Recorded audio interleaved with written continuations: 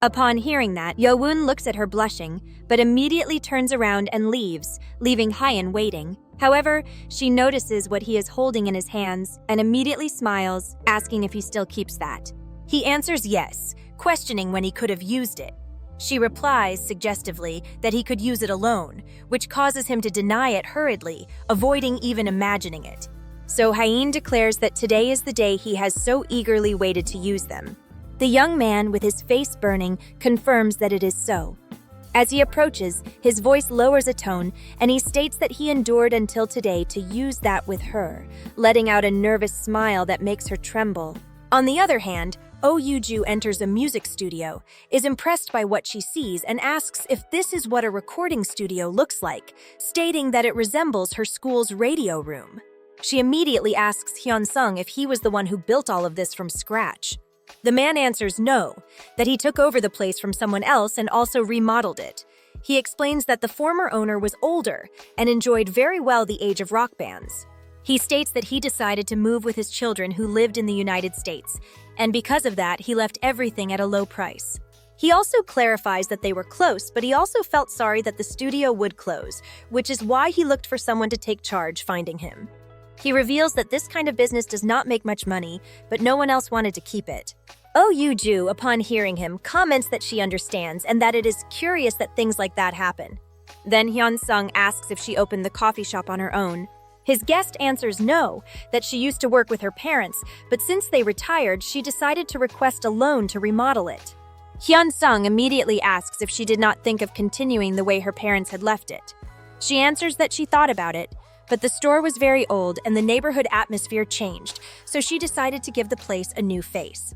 She also believed it was better to start from scratch so as not to imitate her parents, since if something went wrong, she could not blame them. Hyun-sung confesses that this is surprising and praises her, assuring that she thought things through very well. Upon hearing that, Oh Yoo-ju questions what he means, and if she appears to be someone who does not reason.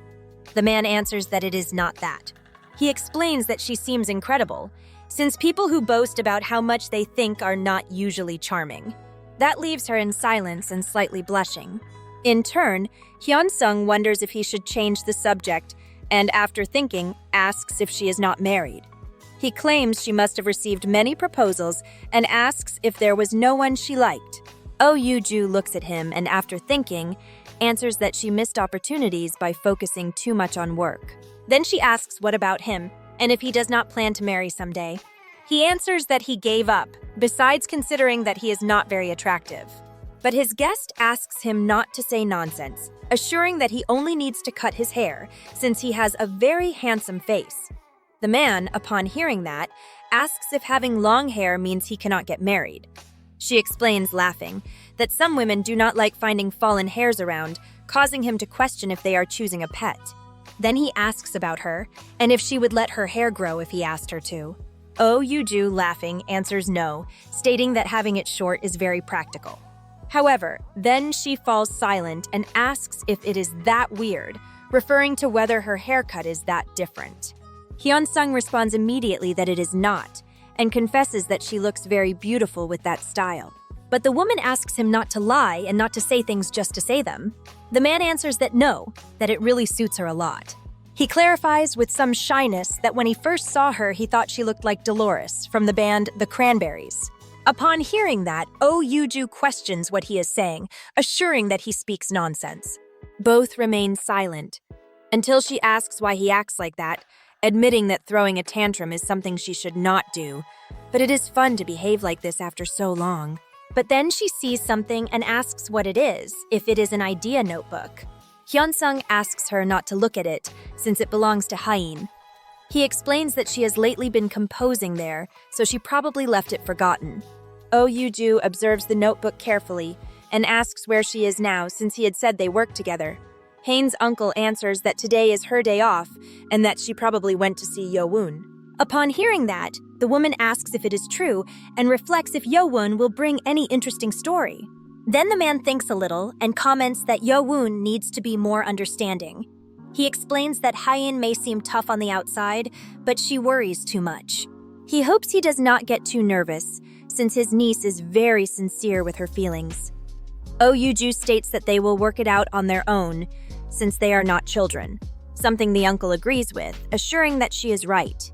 Lastly, the guest comments that she must leave, since she has errands to solve. The man understands, but before she leaves, he asks if the next time they have more time, they can go out to have a drink. He asks that it be just between them to chat about business. Hyun-sung, staring at nothing for a moment, answers that he is in. On the other hand, with Haein and Yeowoon, the young man wonders if they should begin and considers that it is already time. So he stands up under Haein's hungry gaze, who watches him with desire, tracing each fiber of his muscles and every line of his face with her eyes. Meanwhile, Yeowoon opens the box to prepare a balloon. He slowly takes off his clothes, doing it right in front of her, who upon seeing him better changes her expression, turning her gaze away, completely flushed by the tension in the air. Yeowoon reflects if he is already well prepared, affirming to himself that he is older than her and that he wants to show himself competent, firm, someone capable of making her feel safe. When everything is ready, he informs that they are going to begin, but upon looking at her better, he asks if she is crying. Haein, confused, wonders why she is reacting like this, becoming even more nervous. Yeowoon, worried, asks if he is sure he is not forcing her, to which she answers with a soft scream that it is not that. She explains that she has just been overwhelmed by emotions, that she does not even understand why she acts that way. The young man, confused, asks if she is disappointed with him, but she assures him she is not. She states again that suddenly all the good memories they have lived together overwhelmed her, and that she cannot control what she feels. She adds that sometimes it is like that, even in good moments, since she worries about what will happen when this moment ends, and calls herself silly for thinking it. Yeowoon, upon hearing her, thinks for a moment and lets himself fall next to her on the bed, asking if he can lie down a little until she calms down. Haein, curious, questions if he will be fine, since they had everything ready. The young man laughs softly and states that they can try again later. Besides, doing something like that when she cries would be a bit too much, something she understands. Even so, Yeowoon reflects that he moved too fast, that they went through many things, but trying to reach the end right after confessing is to be carried away by emotion. Then he looks at her, notices that she seems regretful and thinks he should cheer her up. But first, he tries to calm himself. Since they kissed, he feels like his heart is about to explode. Then he has an epiphany. He says he remembered something and Haein asks what. He, looking at her and smiling tenderly, remembers what the reason was for which he wanted to prepare pasta for her. Haein asks why he wanted to make her pasta. The young man replies that when she asked him to tell her a childhood anecdote, he thought of one and remembered a very beautiful moment. He recalled his mom, who used to make snacks from time to time, and also remembered the things she prepared for him. He clarifies that it wasn't real pasta, just a clumsy attempt at pasta made with instant noodles. Haein, intrigued, asks if he means instant spaghetti, but he says no, that it was actually instant ramen, and that his mother took care of the sauce. At that time, one had to go to a big supermarket to buy pasta, so she simply checked a recipe in a book and made it using only the ingredients they had at home. Yeowoon, smiling, admits that, honestly, compared to real pasta, the taste was ordinary, but he loved it because it felt like a dish he couldn't find anywhere else. He assumes that's why he wanted to cook it himself, since that is his favorite memory. Upon hearing that, Haein confesses that she thought he was trying to seduce her with his cooking skills. The young man starts laughing and asks what is seductive about cooking. She replies that she finds it sexy when someone is skilled with a knife, and that wearing a hairnet while cooking also seems cute to her. She also admits with laughter that the food was delicious, so she found it charming. Hearing her, Yeowoon asks what she is talking about, and the girl, seeing him, lets out a laugh, saying that he is blushing. Then she looks at him more closely, and after a few seconds tosses her bra into the air. She immediately clings to Yeowoon and asks him not to look back because she is still embarrassed to show herself completely. However, he asks if he is supposed to turn around now, something Haein indignantly protests, grabbing his head and warning that if he does, she won't forgive him and will slap him. The young man replies that it's fine and says he will turn around for about 5 seconds. Haein asks him to stop saying nonsense because she will get truly angry and won't answer his messages in the future. To calm him, she hugs him and comments that the pasta he made seemed delicious to her. But the young man could only think that her skin was brushing against his and that it was warm. Suddenly, Hyun asks if he wants her to cook next time, and he asks if she knows how to cook.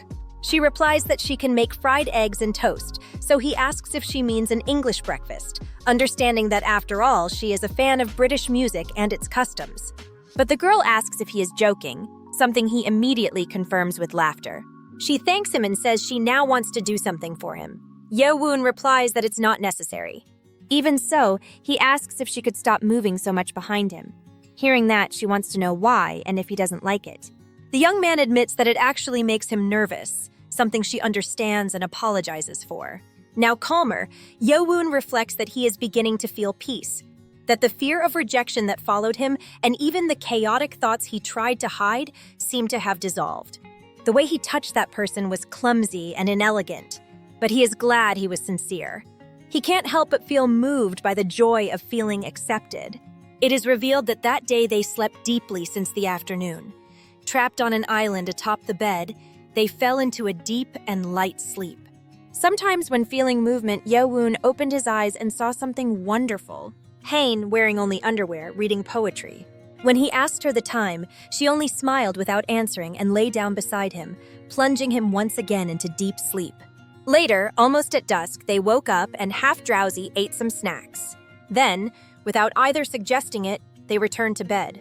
He confesses that from time to time, upon sensing the scent of his guest, a lustful desire arose. But upon seeing her sleeping face, he didn't want to wake her. It was a strange feeling. He wonders if maybe it's because Ukin appeared in his room yesterday, since from then on, he began having long dreams. But in the end, it was a pleasant day. And at that moment, an idea occurred to him. While she slept, he watched her and thought that this is progress, and that now he will continue moving forward little by little. He notices that Hain still seems restless, so he covers her a little more. The next day, Yeowoon wakes up and Hain asks if she woke him. He replies no, and wants to know if she got up early. She laughs and comments that it is already 10. Immediately, he asks if she is going to work on a Sunday, and Hain replies that the practice room is more crowded on weekends, and that today it will surely be full. She soon gets up and says she will go buy something quickly at the convenience store for breakfast, and asks him to eat well. Hearing that, the young man comments that waking up early is a hassle and throws himself back onto the bed. Hain laughs, saying that he is like an elementary school kid. Then he looks at her, calls her gently, and asks if they are dating now. Hearing that, she smiles, gets even closer to him, and says she wants to know why he is asking and if he wants a good morning kiss like a real boyfriend. Looking at her intently, he replies yes and asks for it softly. She says she will give it to him, but that he must brush his teeth first, something he obeys. At the apartment entrance, Yeowoon asks if it really doesn't matter if he doesn't walk her to the station. The girl asks him not to worry, stating that the station is just around the corner. Besides, she knows the holidays are starting and he should rest well. The young man agrees and asks her to take care, assuring her that they will stay in touch. She confirms, but before leaving, she stops and says she forgot something. She grabs him by the shirt, gets closer, and asks him to make pasta for her again next time. That leaves the young man without a reaction, and she asks if he knows what she means. Then she walks away, thanks him for the shirt, and says she will wash it and return it soon. Yeowoon says goodbye, enters his apartment in silence, and wonders if he should catch up on pending tasks now that he is on vacation. He assumes he should wash the pillowcases and vacuum, but he stops thinking about that and smiles, slightly blushing. He starts screaming mentally that everything is crazy. He wonders if he is really dating Hain and if this is real. He admits he cannot calm down, that before he tried to act naturally, but she is too cute. He tells himself that if this place had good soundproofing, he would be screaming at the top of his lungs. He wonders what he will do now and how he will plan the next date. He thinks whether he should take her to the movies, go shopping, or maybe to a cafe. In the end, he doesn't know what to do or what she would like. But then he looks at the toilet paper roll and, thinking it over, says that first he must take care of something else. He grabs his phone, which was next to the toilet paper, and remembers there is something he needs to finish. Meanwhile, Han Aryun was leaving the subway when she received a message. Seeing who it is from, she discovers it is Yowoon. He asks her to meet him in the evening at the cafe because he needs to talk to her. The blonde thinks for a moment and reflects that there is still time before the movie. She decides to smoke a cigarette and then go there. After doing so, she thinks it will probably be a rejection, and she is almost certain of it, since her confession was reckless and selfish. She believes that Yewoon's delay in responding had nothing to do with accepting her feelings, but rather with how to end things. She admits to herself that he is still a good guy, to the point of seeming almost obsessive. She looks at the cigarette pack and sees there are only 3 left. Even so, she wonders what kind of person she is, referring to the girl Yewoon likes. She admits she would like to see her face at least once. The next day, Yewoon arrives and greets everyone. His boss returns the gesture, and his coworker also greets him. The young man responds kindly, leaving the girl a little surprised as she watches him walk away slowly. Later, Shin-young asks her boss if she doesn't think Yewoon is in an unusually good mood. Oh Yoo-ju doubts her words, insisting that he is still the same as always. However, Shin-young insists that maybe he is, but she can't help wondering if he is hiding something behind that smile. Her 20 years of dating experience make her notice these things. Oh Yoo-ju, upon hearing her, points out that she is 23 and asks if she started dating boys at 3. The girl replies that it doesn't matter, affirming that she feels something is going on, that surely something happened before he arrived. She even wonders with some energy if maybe he had an argument with his girlfriend. Then, Oh Yoo-ju admits that her employee has a good intuition, but her conclusions are completely wrong. Meanwhile, Yewoon was changing. He reflects that he decided to put an end to that problem, although rejecting his superior face-to-face is too much pressure for his heart. He thinks that if he still held that persistent grudge from before, it would have been easier to appear cold. Still, he knows it's better to set clear boundaries, because behaving ambiguously only complicates his life. Already at work, Yewoon calls number 98, announcing that his order is ready. Upon delivering it, he thanks and sincerely hopes she enjoys the meal. Then Oh Yoo-ju appears and asks what happened afterward, and if he confessed his feelings. The young man replies that he did. He explains that he was lost in thought and didn't notice at the time, but it seems Hyein was giving him chances to open up. Upon hearing this, his boss beams with excitement. Then she gives him a gentle tap, saying that is youth, full of romance and love. She then asks what happened next and if they ended up kissing as expected. The young man replies that it's private, but Oh Yoo-ju scolds him, saying they are close now and he can tell everything. Before the conversation progresses, Aryun arrives to greet them. Yewoon looks at her, somewhat tense, and remarks that she arrived quickly. The blonde nods and asks if she should wait in the back. He replies yes, that he will come soon. He watches her leave. Then he calls his boss and asks if he can take his 30-minute break. He admits he needs to sort something out and will return soon. Oh Yoo-ju agrees and asks him not to come back crying, to which he assures her he won't.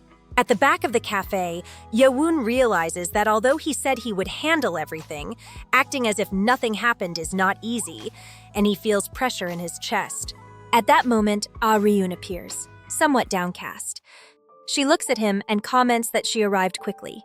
The young man, still hesitant to say what he feels, thinks about his words, not knowing how to express them. Finally, he asks her to listen. He reveals that he started seeing someone and therefore cannot accept her confession. The blonde, without looking up, replies that it's fine. Yewoon adds that this was all he needed to say, regretting having made her come there. Aryun assures him that it doesn't matter and confesses that she already knew what he would say. He apologizes once more and prepares to leave, giving her one last look as she remains alone, looking down. Yewoon wonders what she might be thinking and tells himself not to feel sorry because in any case, he can't do anything for her. Still, he can't help it. Therefore, he asks himself if burying everything and appearing cold is really the best way to end things cleanly. Then he calls her and says that before leaving, he wants to apologize for something else. He admits that in his mind, he had turned her into a bad person. Since she didn't accept his confession, he treated her as someone who was playing with him. He acknowledges that she has nothing to regret. In the end, he was a little mean, grumpy bastard who judged her unfairly. He accepts that people are not always on the same wavelength and that this is not a flaw. He apologizes, clarifying that regardless of what she felt, he did nothing wrong. Aryun looks at him, closes her eyes, and asks him to stop talking. If he keeps saying such serious things, he might confuse her and make her think he left the door open. She tells him he seems so innocent that he ends up confusing people. She orders him to leave, because if he keeps talking, she will start crying. He responds that he will, turns around, and walks away. Before leaving, she asks him not to come back this time. Yo-woon replies that he knows and walks away slowly. After that, the blonde takes out a cigarette, but before lighting it, she remembers that he said she couldn't smoke there. That detail makes her think of a moment they shared together. On that occasion, Yo-woon asked her why she ran out of the welcome party, since she disappeared in the middle of the celebration and everyone looked for her.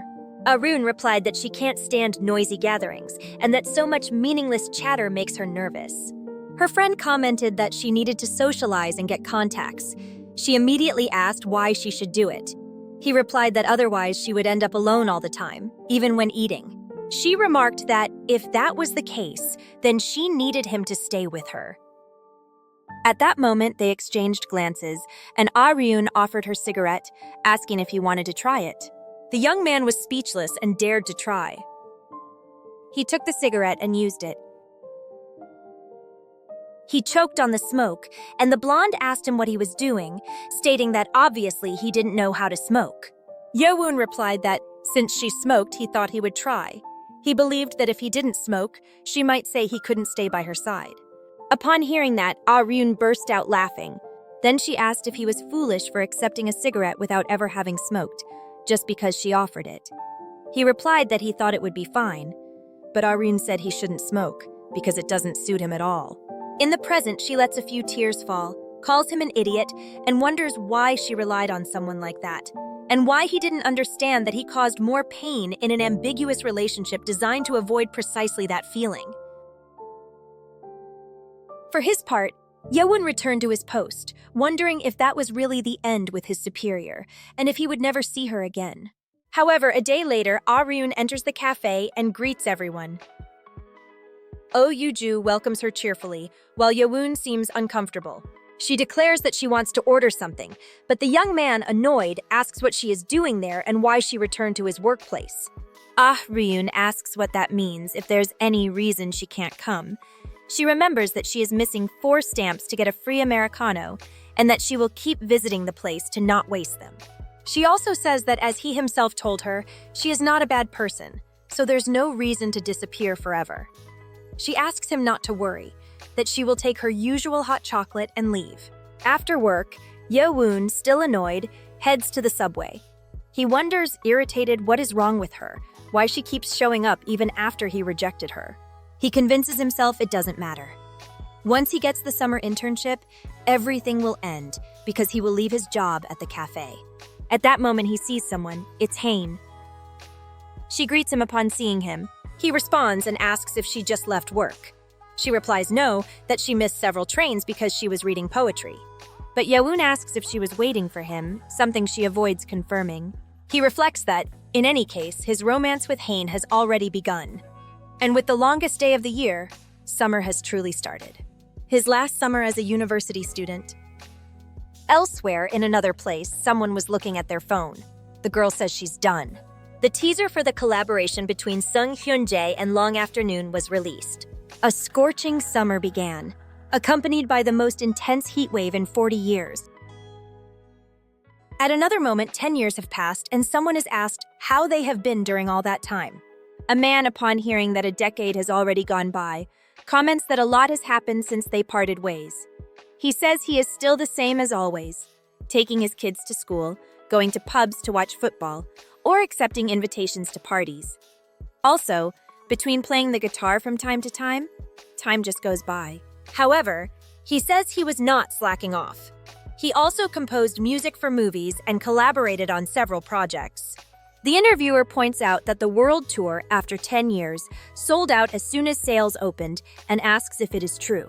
The man answers yes, and that his agency told him everything.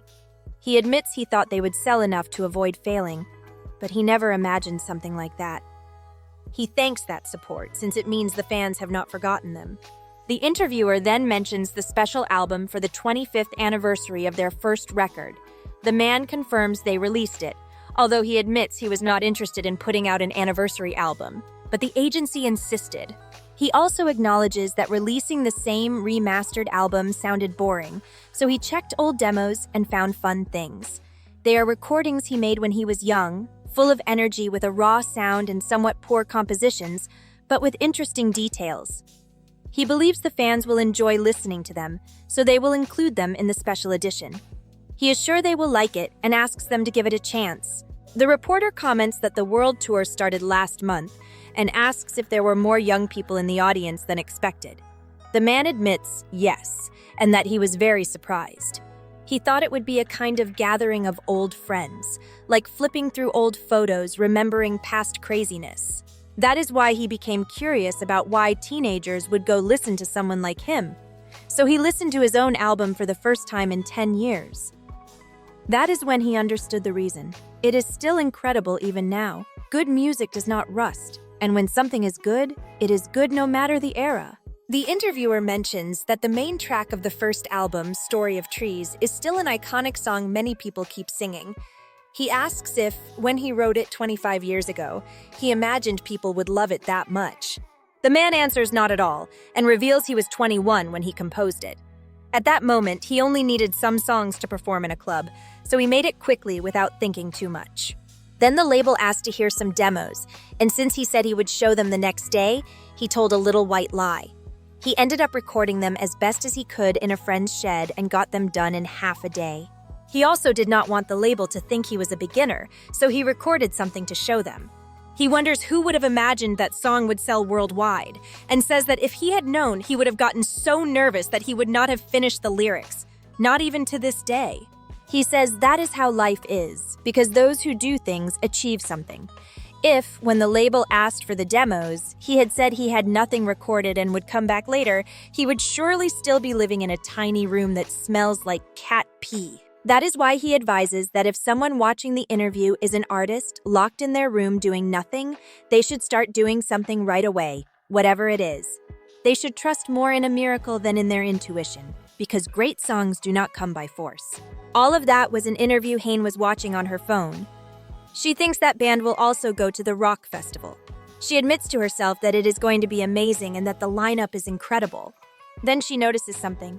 She sees Yo-woon smiling, genuinely happy, even dancing a little. After a few seconds, she asks what he is doing. The young man sits beside her and asks if she has not seen it yet. The girl asks what he means. Yo-woon says he is like that because of the news about Seong Hyunjae's collaboration with Long Afternoon, and asks if she does not think it is crazy. Haein answers yes, and that she saw the news on Long Afternoon's Instagram. The young man comments that it is huge news and that it means a big artist knows Long Afternoon. He adds that Seong Hyunjae is one of the most important musicians at the moment, and that every song he releases enters the charts of the most listened to. He also says he even composes for idols. Just the fact that he knows Long Afternoon proves his taste was not wrong. Haein asks if he likes his music. Yo-woon answers yes, and that he sometimes listens to Downwelling and Sunshine at Sunset. He knows many believe that electronic music only serves to hype people up, but he says it has a warmth and emotion that end up making you fall in love. Haein watches him thoughtfully and comments that it is curious because it is the first time she sees him speak well of another musician. Yo-woon admits it is true and asks if it surprised her. Then he says it is because that musician will collaborate with Long Afternoon, and he is curious about what kind of song will come out. Even so, his favorite is still Long Afternoon, and he admits he was worried because they took long to update their Instagram. But thinking they were working on that makes him happy. His coworker looks at him with a slight smile until he asks if she is also excited, and the girl answers yes, very much. Then the young man asks if Seong Hyunjae will know who Long Afternoon is. He says that to collaborate, they must have met. Haein watches him for a few seconds and says she thinks they know each other, though it may also be that they do not, since many musicians today work completely online. She reveals that she also receives commissions by email. Yo-woon, surprised, asks if it is true, but he still says that when he sees him again, he will ask him. The girl asks who he plans to see. The young man explains that Song Hyun-jae is a frequent customer of the cafe where he works. He does not go every day, but he stops by often, and he thinks he has a studio nearby because sometimes he shows up very late. Hyun goes completely silent, feeling true terror. Then she asks why he never mentioned that. Yo-woon answers he thought she was not interested in musicians outside rock, but he also wonders mentally what that reaction is about, thinking maybe she is a super fan of Song Hyun-jae. He reflects that he did not know that, and that when he sees Mr. Song Hyun-jae, he will ask for an autograph in her name to surprise her. Then he says that even if Long Afternoon keeps their identity secret, they surely crossed paths in the studio. Among musicians, they surely respected and helped each other. Even so, he wonders what Long Afternoon is like, their age, their style, how they dress. He knows that even if he asks Song Hyun-jae, he will not say anything, but at least he would like an impression. Hyun lowers her gaze, then looks toward the horizon and calls Yo-woon. She asks if, when he is with her, he will only talk about Long Afternoon. She questions if they are not dating now, and if he will keep talking only about that. The young man, with a slightly scared face, apologizes and says that it had been a long time since he had a passionate fan talk with her, and that he got too excited. Then Hyun asks him to fangirl about her, leaving him confused.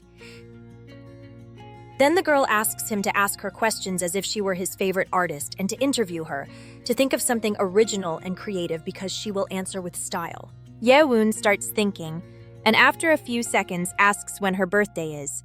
But Hyun answers that is not an interview, but an interrogation, leaving him speechless again just as the last train arrives. Back at his apartment, the young man receives a photo from Hyun showing the date of her birthday. He reflects that it is August 11th. He considers that there is still a long way until that date, since they are not even in July yet, so he has time to plan something. He wonders how he should organize it. He considers looking for a nice restaurant and booking in advance. As a gift, he would like to give her an instrument, but he knows that with his part-time salary, he cannot even buy the guitar she uses. He also needs, as she said, to get to know her better and find out what she likes and what kind of presents would make her happy. Meanwhile, in Haeyeon's apartment, she looks at a photo of Yo-woon that also shows his birthday. She reflects that it is October 20th.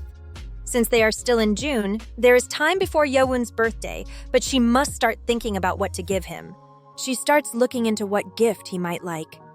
Then she blushes, imagining what kind of gift he would prefer. She hides in her pillow and wonders what is wrong with her, because she can only think of spicy ideas. But then she admits that Yo-woon is quite intense. On the outside, he seems innocent, but on the inside, he is a bit bold.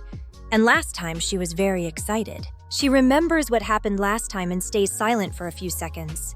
She says it does not bother her. It only surprised her how passionate he is. Even so, she thinks he should like something more practical.